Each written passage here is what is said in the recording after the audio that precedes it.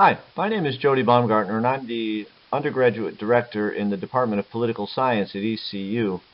In this short video, I want to talk a little bit about political science as a major field of study, political science in general. I'll start with that actually, just a minute or two about that, and what might be the benefits of majoring in political science.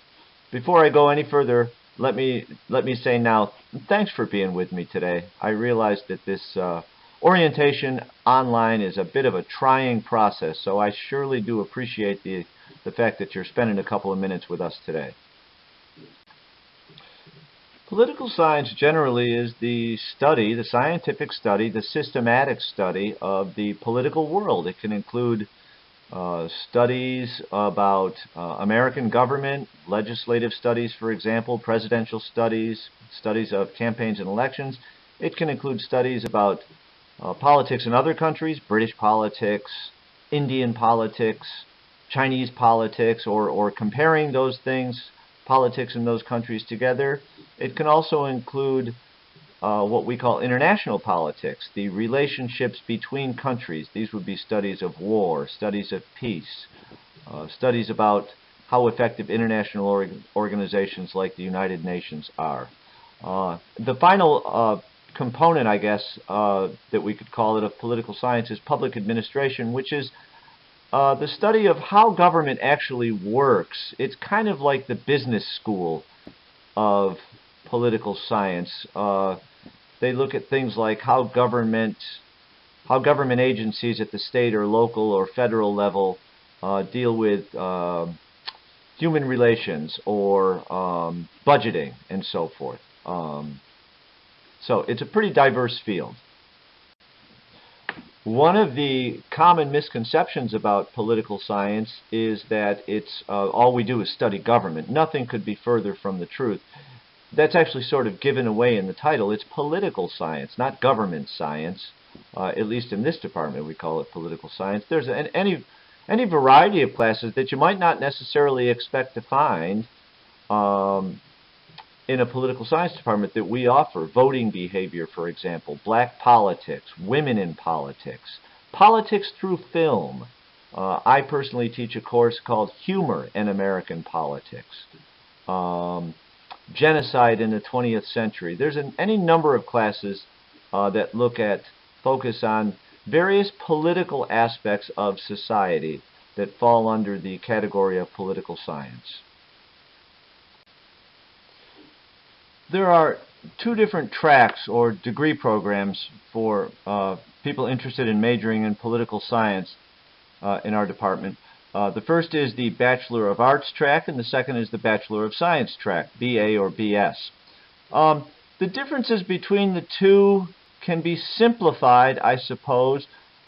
In one sense, we can think about it as the Bachelor of Arts track is the more traditional liberal arts track. It's a little bit looser, let's say, with respect to the what courses you have to take. In addition to that, there's a few fewer courses. There's a few less courses that one has to take in the Bachelor of Arts track. The Bachelor of Science track is a little bit more structured, and you have to take another couple, 2 or 3 classes to do that one.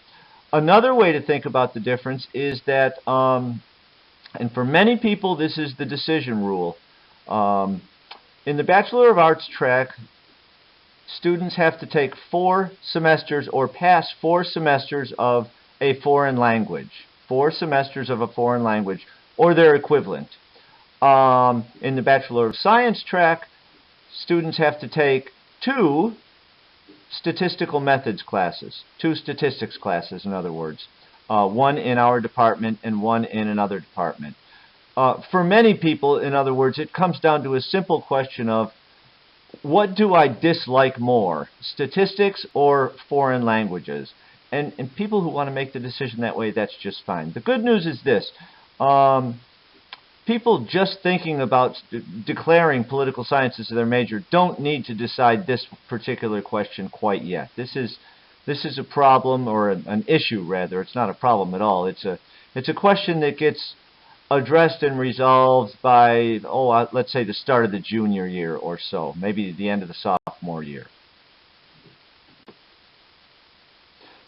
Part of the additional structure in the Bachelor of Science track is the fact that students need to declare a concentration in one of 4 areas: pre-law, comparative politics and international relations, campaigns and elections, or public administration, which again provides a little bit more structure or specialization, if you will, to their major or to their major degree program. In addition to Bachelor of Arts and Bachelor of Science degrees in political science, our department also houses a major in security studies. It's technically a multidisciplinary program, meaning that there are other subjects or disciplines involved in it, but political science is the central element of it. Here we have, again, both Bachelor of Arts and Bachelor of Science tracks. In addition to that, by the way, looking forward, we also have a graduate certificate program in security studies and a Master's of Science program in security studies, but that's likely not going to be of that much interest or relevance to incoming freshmen. I thought I'd get that free plug in there anyways. Finally, in terms of major degree programs, we also offer a Bachelor of Arts degree in International Studies. This too, like the security studies degrees, is multidisciplinary in nature, but it also is housed in the political science department, which is why I'm talking to you about it as opposed to somebody else in some other department. Finally, with respect to the programs we offer, in the strange, unusual, I never quite understand it chance that some incoming students don't actually want to major in political science, and again, I truly don't understand that. Yes, this is my attempt at sarcasm, by the way. I think I'm doing pretty well at it. We have a variety of minors we offer in our department: a minor in political science, a minor in leadership studies, a minor in comparative government and international relations, a minor in security studies, and a minor in public administration. So we have a little something for everybody, it turns out. All right, let's move on now to the subject of careers that one can think about with a degree in political science. The first thing I'd like to say is that there's some obvious choices here that you probably wouldn't need me to tell you about with respect to the type of careers that political science can prepare one for. There are let's call them the usual suspects, right? Careers in local or state or federal government, interest groups, working for various campaigns, working as a political consultant. A bachelor's degree in political science won't necessarily get you all the way there, but it'll certainly do a lot towards prepping you in that regard.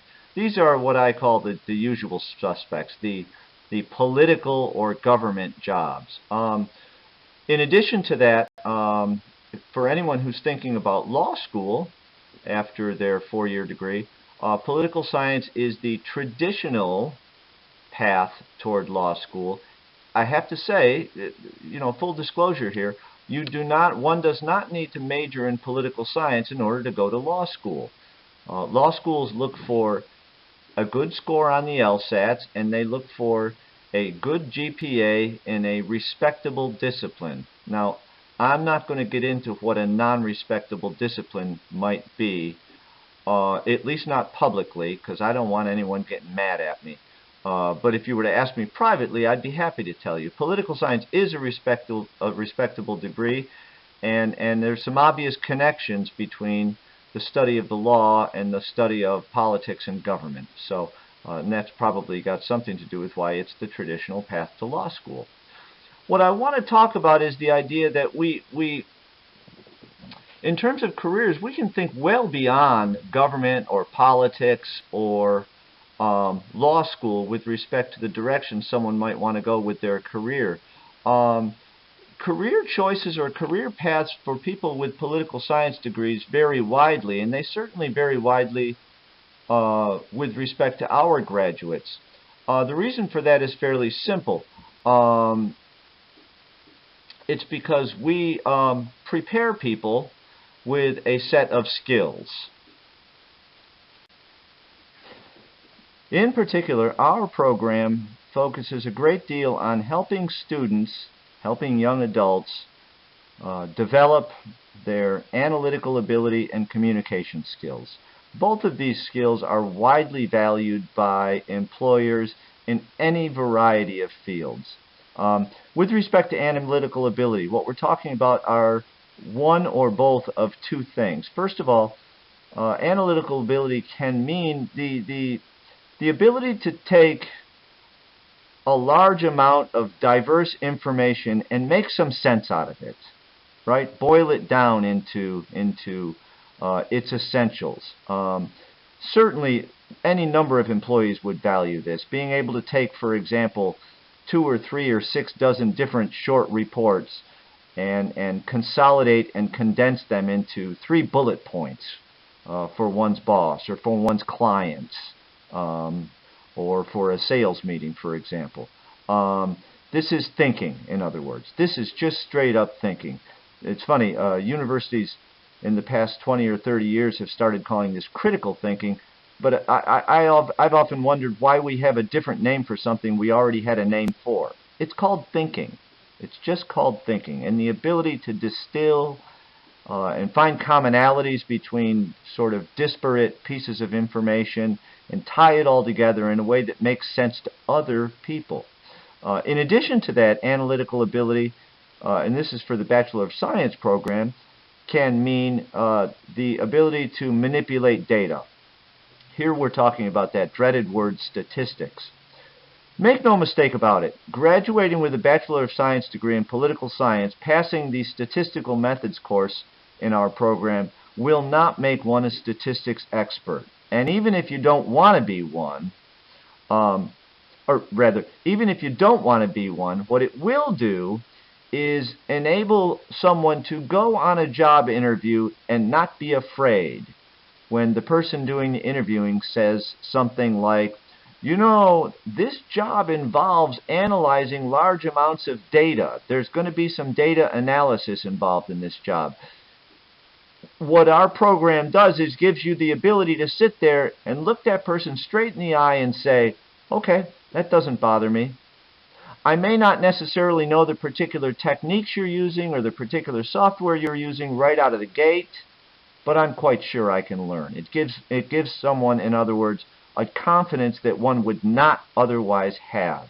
And I think that's important. We think that's important. And a lot of people have told us it is important. Secondarily, we focus on communication skills. An awful lot of the upper level courses in our program ask students to do a fair bit of writing, and everybody who gets a political science degree at ECU has to take a course called Writing for Political Science. It's not the easiest course you'll ever take. In fact, it's right up there with the research methods and statistics for political science class in terms of many people just don't like it. It's a little bit hard. It's certainly demanding. We ask you to write, and then write some more, and we look at it, and then we write some more, and we look at it, and we write some more. The point is that when it's all over, students have told us, unsolicited, it's not like we're asking about this, unsolicited students come back to us and say, man, am I glad you had us take that course. I am a much better writer as the result of that. That's important in the workplace. Right? It doesn't matter how much I know, unless I can communicate what I know to somebody else, it's kind of worthless. It's kind of pointless. Right? So whether it's writing memos to my employees or writing reports for my clients, or whether it's writing sort of information for potential customers, whatever it might be, my co-workers, my team workers, whatever it is we want to call those things, communication skills matter, absolutely, written and verbal, and we focus a lot on that. Again, the careers that one can think about. I had a friend, I always tell this anecdote, and I realize this slide's going a little bit long. I had a friend who worked at Nielsen TV ratings, the TV ratings people. And he was a political science graduate from Syracuse University. The question has come up over the years, well, how in the world does political science relate to television ratings? And the simple answer is, it didn't. It didn't at all. What Nielsen valued was the fact that my friend had an ability to look at a lot of information and make some sense out of it, and then communicate what he had distilled from it to other people, to his employees, to his superiors, and so forth. So, you know, whether it's newspaper or jobs in the media, whether it's teaching, any number of career choices can be open, particularly with these two skill sets. Finally, with respect to careers, I would be remiss if I didn't put a plug in for the 2 or 3, depending on how you want to think about it, the various graduate programs that we have in our department. One is a Master's in Public Administration. One is a Master's in Security Studies. We also offer graduate certificates, which is kind of like a master's degree light or something. It's more than a bachelor's degree, but it's less than a master's degree in economic development, public management and leadership, as well as security studies. So these are things that are obviously not today's problem, but things that maybe one can think about in terms of future directions. Alright, well, the good news is this short presentation, this short movie is almost over. We're coming to the end of it. If your intention is to major in political science, or if you're a little bit interested in majoring in political science, the first thing you'd probably want to do would be to declare political science as your intended major. You can't actually declare a major quite yet, but you declare political science as your intended major, and then when you register for classes, make sure you're registered for Political Science, POLS 1010, Pols 1010, National Government. That's our basic American politics course. It's called National Government, but it's actually American politics. And this is our only introductory class. Not only would you learn about American politics, but you'll also learn some concepts and some terms and some theories and some ways of thinking about things that are peculiar to political science. So it sort of doubles as an introduction to political science class. If you already have credit for AP credit for national government or American politics, then you can consider taking some other courses as well. If you do have AP credit for American government, you can consider taking Political Science 2010, which is comparative government or comparative politics, depending on how you want to think about it, or Political Science 2020, international relations or international politics. I wouldn't recommend taking both of those in your first semester. Just because I wouldn't recommend it. You might as well, there's no need for it, first of all. You know, there's plenty of time to space this stuff out. It would be better to, even if you have American government credit already, you may not necessarily be as familiar with the political concepts and so forth that are taught at the university level. So just take one. There's no need to go further than that. Moving forward after that, you know, you will have an advisor in the advising center of the College of Arts and Sciences if you're an intended political science major. Once you can officially declare yourself as a political science major, which I of course hope you all do, then you will get one of the faculty members in the Department of Political Science as your advisor. That's one of the strengths of our department, I think, is the fact that we, the professors, we, the permanent tenured professors, are the advisors. And so we're able to give our own students a lot of personal attention, and we kind of take pride in the fact that we do that. Alright, so just to wrap this thing up, we are going to have a couple of videos that ask and answer, short videos that ask and answer common questions, a couple of them anyways. But if you have any questions beyond those, please feel free to contact me personally.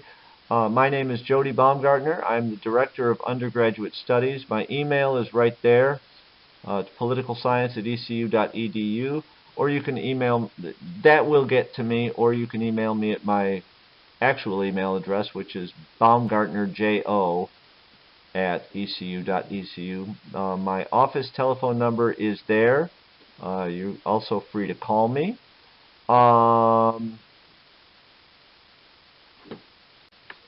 If you have any questions about the Security Studies program, there is a short presentation about the Security Studies program elsewhere on this website, and or you can contact Dr. Armin Krishnan. He's the head of the Security Studies program. His contact information is right there on the screen, krishnana@ecu.edu. If you have any questions about the multidisciplinary International Studies program, Dr. Marie Olson-Lounsbury also has a short video which you can watch. In addition to that, you can also reach out to her directly. That's olsonlounsburym@ecu.edu. In conclusion, let me just say thanks for taking a few minutes of your time to watch this thing. I sure look forward to seeing you in the fall. Absolutely, stop by and say hi to me in my office. And finally, if you like this video, please make sure to hit the like button and consider subscribing. I'm just kidding about that. There's none of that here. Thanks a lot, and we'll see you soon.